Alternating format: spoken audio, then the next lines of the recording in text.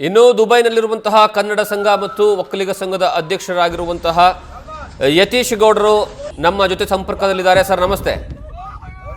Sir, ಈಗ ಸದ್ಯದ ಪರಿಸ್ಥಿತಿ ಹೇಗಿದೆ ದುಬೈನಲ್ಲಿ? ಫಸ್ಟ್ ಅದನ್ನ ಕೇಳ್ತೀನಿ. ಕಾರಣ ಏನು ಅಂದ್ರೆ ಬಹಳಷ್ಟು ಆತಂಕ ಅಂತೂ ಇದ್ದೇ ಇದೆ.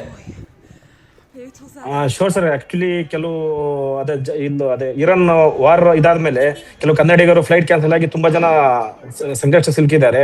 ಅವರಿಗೆಲ್ಲ ನಮ್ಮ ಕಾಂಟ್ಯಾಕ್ಟ್ ಅಲ್ಲಿ ಕೆಲವು ನಿಮ್ಮ ನಿಮ್ಮ ನ್ಯೂಸ್ ಫಸ್ಟ್ ಇಂದ ಕಾಲ್ ಮಾಡಿ ನನ್ನ ನಂಬರ್ ಕೊಟ್ಟು ಶೇರ್ ಮಾಡಿದ್ರಿಂದ ಎಲ್ಲ ನಿಂಗೆ ಕಾಲ್ ಮಾಡಿ ಒಂದು ಆಲ್ಮೋಸ್ಟ್ 100 ಮೆಂಬರ್ಸ್ ಕಾಲ್ ಮಾಡಿದ್ರು. ಕೆಲವು ಹೋಟೆಲ್ ಅಲ್ಲಿ ಸಿಗಾಕೊಂಡಿದ್ರೆ, ಕೆಲವರು ಏರ್ಪೋರ್ಟ್ ಇಂದ ಹೊರಗಡೆ ಇದ್ದಾರೆ. ಅವರು ಕೆಲವರಿಗೆ ವ್ಯವಸ್ಥೆ ಎಲ್ಲ ಮಾಡಿದ್ದೀವಿ. ನಾವು ನಮ್ಮ ಕನ್ನಡ ಸಂಘದ ಕೆಲವರು ಪದಾಧಿಕಾರಿಗಳೆಲ್ಲ ಸೇರಿ ಮಾಡಿದ್ದು ಸರ್. ಈಗಲೂ ಆಕ್ಚುಲಿ ಎಲ್ಲ ಮುಗಿಸ್ಬಿಟ್ಟು ಜಸ್ಟ್ ಊಟ ಮಾಡೋದು ಬರ್ತದೆ. ನಮ್ಮ ಮನೆ ಹತ್ರನೂ ಸ್ವಲ್ಪ ಇದಾಯ್ತು ಅಂತ ಬಂತು. ಅದರಿಂದ ನಾನು ಅಲ್ಲಿಗೆ ಬಂದ್ಬಿಟ್ಟೆ. ಯಾಕಂದ್ರೆ ನಮ್ದು ಸೇಫ್ಟಿ ನೋಡ್ಬೇಕಲ್ಲ. ಮನೆ ಹತ್ರ ಜಸ್ಟ್ ಇದಾಗಿದೆ ಸರ್. ಈಗ ಸರ್, ಈಗ ಅಲ್ಲಿ ಎಲ್ಲೆಲ್ಲಿ ಅಟ್ಯಾಕ್ ಆಗಿದೆ ಸ್ವಲ್ಪ ವಿವರಿಸಬಹುದಾ? ಆಲ್ಮೋಸ್ಟ್ ಅದೇ ಜಬಲಲ್ಲಿ ಪೋರ್ಟ್ ಹತ್ರ, ಮತ್ತೆ ನಿಯರ್ ಲೈಕ್ ಜಬಲಲ್ಲಿ ಪೋರ್ಟ್ ಹತ್ರ ಜಾಸ್ತಿ ಇದು ಮಾಡಿದ್ದಾರೆ. ನಾನು ಇತ್ತೀಚೆಗೆ ನೋಡ್ಬೇಕಾದ್ರೆ ಸರ್, ಈಗೊಂದು ಜಸ್ಟ್ ನಾನು ಮನೆಗೆ ಬಂದ್ರೆ ಮನೆ ಹತ್ರನೇ ಒಂದು ನಿಮಗೆ ಲೈವ್ ತೋರಿಸ್ತೀನಿ.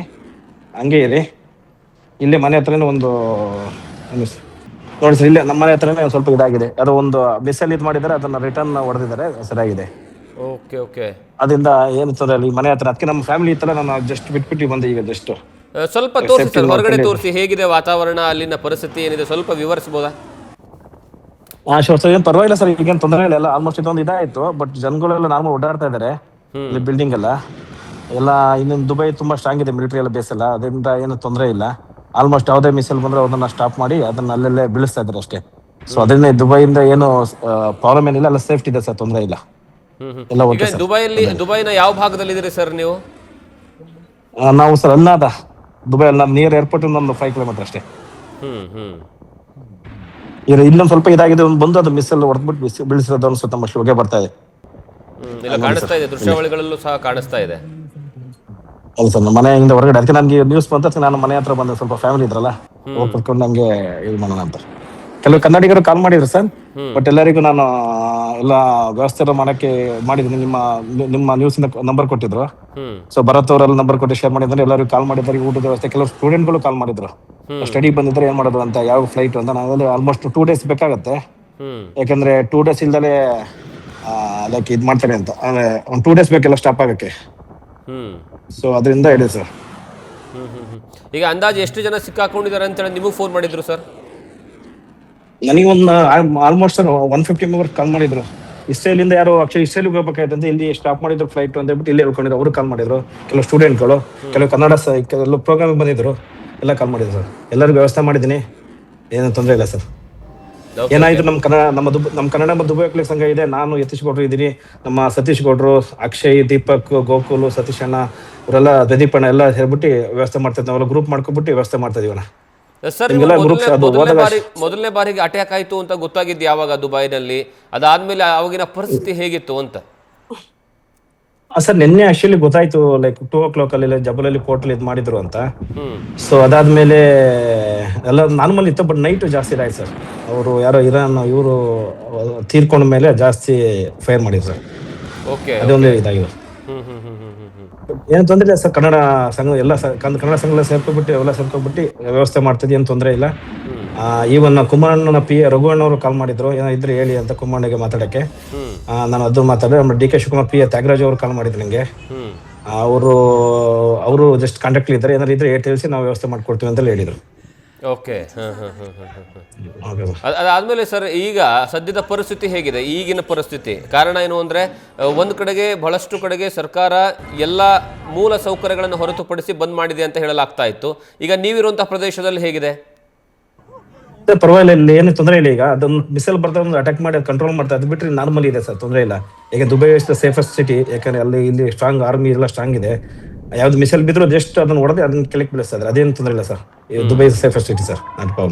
ಏನು ತೊಂದರೆ ಇಲ್ಲ ಸರ್. ಆಲ್ಮೋಸ್ಟ್ ನಾವೆಲ್ಲ ಕಂಟ್ರೋಲ್ ಮಾಡ್ತೀವಿ. ಏನಾರ ಆತರ ಇದ್ರೆ ನಾವು ನಿಮಗೆ ನಿಜವಾಗಿ ನ್ಯೂಸ್ ಕಳಿಸ್ತೀವಿ, ಜೊತೆಗೆ ಕಾಂಟ್ಯಾಕ್ಟ್ ಮಾಡ್ಬಿಟ್ಟು ನಾವೆಲ್ಲ ಕ್ಲಿಯರ್ ಮಾಡ್ತೀವಿ ಸರ್, ತೊಂದರೆ ಇಲ್ಲ. ಸರ್, ಅಂದಾಜು ಎಷ್ಟು ಜನ ಕನ್ನಡಿಗರಿದ್ದಾರೆ ಆ ದುಬೈನಲ್ಲಿ? ನಾವು ಸರ್ ಆಲ್ಮೋಸ್ಟ್ 3 ಲಕ್ಷ ಇದೀವಿ ಕನ್ನಡಿಗರು. 3.5 ಲಕ್ಷ? 3 ಲಕ್ಷ ಇದೆಯಲ್ಲ, 3 ಲಕ್ಷ ಇದೆ. ಕೆಲವು ವರ್ಕ್ ಎಲ್ಲ ಮಾಡ್ತಾ ಇದಾರೆ. ಬಟ್ ಈ ಟೂರಿಸ್ಟ್ ಬಂದಿರೋ 100 ಜನ ನಂಗೆ ಕಾಲ್ ಮಾಡಿದ್ರು. ನಾರ್ಮಲ್ ಇರೋರು ಅಷ್ಟು ಎರ್ಕೊಂಡಿಲ್ಲ, ಇರೋರು ಓಕೆ. ಬಟ್ ತುಂಬಾ ಪ್ರಾಬ್ಲಮ್ ಆದ್ರೆ ಗೊತ್ತಿಲ್ಲ ಸರ್ ನೀವು ತುಂಬಾ ಕಷ್ಟ ಆಗುತ್ತೆ ಇಲ್ಲಿಂದ ಇದಕ್ಕೆ ಮಾಡೋದು, ಯಾಕಂದ್ರೆ ಎಲ್ಲ ಫ್ಲೈಟ್ ಬಂದಾಗಿದೆ. ಈಗ ದುಬೈ ಏರ್ಪೋರ್ಟ್ ಅಲ್ಲಿ ಏನೋ ಪ್ರಾಬ್ಲಮ್ ಆಯ್ತು ಅಂತ ಹೇಳಿದ್ರು ಈಗ ಜಸ್ಟ್, ಅಲ್ಲೂ ಒಂದು ಇದಾಯ್ತು ಅಂತ ಮಿಸ್ ಎಲ್ಲ ತುಂಬಾ ಕಷ್ಟ ಆಗುತ್ತೆ. ಬಟ್ ಇನ್ನೇನ್ ಮಾಡಂಗಿಲ್ಲ ಸರ್, ಶಿವಪ್ಪನ ಮೇಲೆ ಸಾಲ್ವ್ ಮಾಡ್ಕೋಬೇಕಲ್ಲ ಸರ್, ಆಗುತ್ತೆ. ಬಟ್ ದುಬೈಯಲ್ಲಿ ತೊಂದರೆ ಸರ್, ಅದು ಸ್ಟ್ರಾಂಗ್ ಇದೆ, ಎಲ್ಲಾನು ವ್ಯವಸ್ಥೆ ಮಾಡ್ತಾರೆ ಸರ್, ತೊಂದರೆ ಇಲ್ಲ. ಈಗ ದುಬೈ ಏರ್ಪೋರ್ಟ್ ನಲ್ಲೂ ಸಹ ಅಟ್ಯಾಕ್ ಆಗಿದೆನಾ? ಹಾ ಸರ್, ಅದು ಹೇಳ್ತಾ ಇದ್ರು ಆತರ ಹೊಗೆ ಎಲ್ಲ ಬಂತು ಅಂತ, ಅದು ಆಗಿದೆ ಸರ್ ಎಲ್ಲ ಏರ್ಪೋರ್ಟ್ ನಲ್ಲೇ, ಏರ್ಪೋರ್ಟ್ ಹತ್ರ ನೀರು. ಈಗ ಇನ್ನೊಂದು ಸರ್, ಭಾರತೀಯ ಎಂಬಸಿ ಏನಾದ್ರು ನಿಮ್ ಜೊತೆ ಟಚ್ ಅಲ್ಲಿ ಇದಾರಾ, ಅಥವಾ ನೀವು ಅವ್ರ ಜೊತೆ ಟಚ್ ಅಲ್ಲಿ ಇದ್ದೀರಾ? ಏನಾದ್ರು ಆದ್ರೆ ಎಮರ್ಜೆನ್ಸಿ ಕಾಂಟ್ಯಾಕ್ಟ್ ಏನಾದ್ರು ಮಾಡಬಹುದಾ? ಹಾ ಸರ್, ಇದು ಎಂಬಸಿ ಅವರು ಸತೀಶ್ ಜಿ ಅಂತ, ಅವರು ಮೇನ್ ಕೌನ್ಸಿಲರ್, ಅವ್ರ ಜೊತೆ ಮಾತಾಡಿದೆ ನಾನು.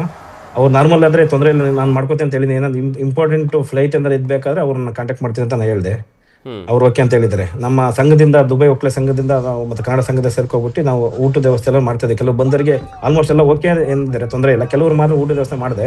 ಇನ್ನು ಕೆಲವು ಲೇಡೀಸ್ ಹೋಟೆಲಿಂದ ಕೆಲವರು ದುಡ್ಡಿಲ್ಲ ಅಂದವರಿಗೆ ನಮ್ಮ ಫ್ರೆಂಡ್ಸ್ ರೂಮಲ್ಲೇ ನಾನು ಕೊಡ್ಸಿದ್ದೀನಿ.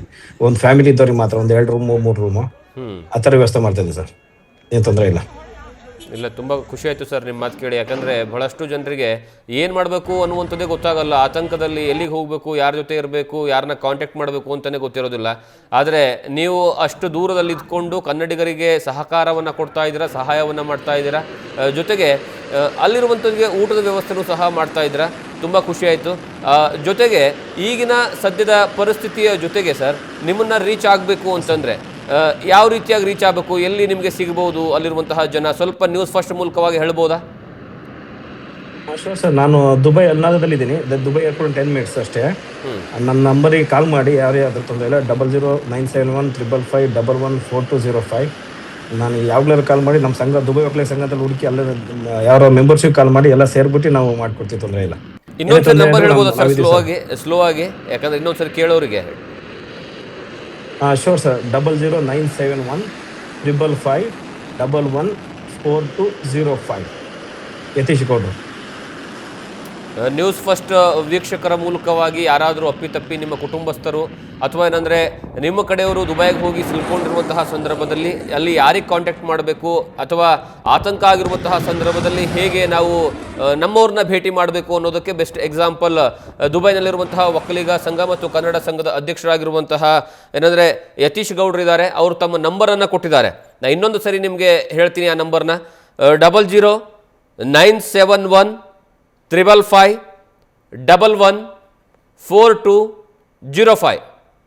ಇನ್ನೊಂದು ಸಾರಿ ಹೇಳ್ತೀನಿ, 00971555114205. ನೀವು ಈ ನಂಬರ್ಗೆ ಕರೆಯನ್ನು ಮಾಡಿ, ವಾಟ್ಸಪ್ ಮೂಲಕವಾಗಾದರೂ ಸಂಪರ್ಕ ಮಾಡಿ, ಅಥವಾ ಏನಂದರೆ ನಾರ್ಮಲ್ ಆದರೂ ಸಂಪರ್ಕ ಮಾಡಿ.